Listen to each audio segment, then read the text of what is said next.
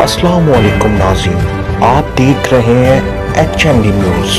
میں ہوں آپ کے ساتھ عاطفہ بلوچ۔ ناظرین، خبر شامل کرتے ہیں ہارون آباد سے۔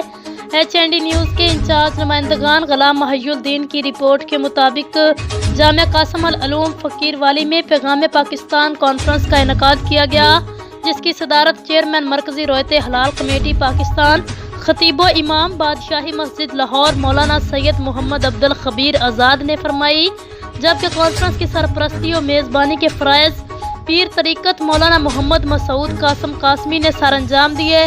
کانفرنس میں تمام مکاتب فکر کے جید علماء کرام، مشائخ اعظام، ائمہ مساجد، انجمن تاجران کے نمائندے، سیاسی و سماجی شخصیات، اہلیان علاقہ، عوام الناس کثیر تعداد میں شریک تھے۔ سفیر امن مولانا سید محمد عبدالخبیر آزاد نے کانفرنس سے خطاب کرتے ہوئے کہا کہ پاکستان اسلام کے نام پر معرض وجود میں آیا۔ پاکستان کی بنیاد کلمہ طیبہ پر رکھی گئی۔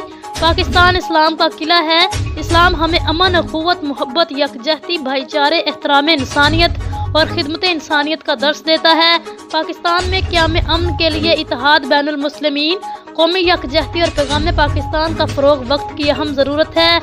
پیغام پاکستان کا وہ ضابطہ اخلاق ہے جس کو عام کرنا ہم سب کی ذمہ داری ہے، جس نے دہشت گردی اور فرقہ واریت کا خاتمہ کر دیا۔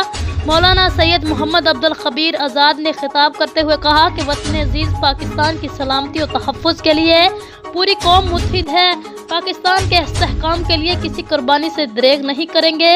علماء کرام ممبر و محراب کے ذریعے مذہبی ہم آہنگی، رواداری اور قومی یکجہتی کو مضبوط بنانے میں اپنا عظیم کردار ادا کریں۔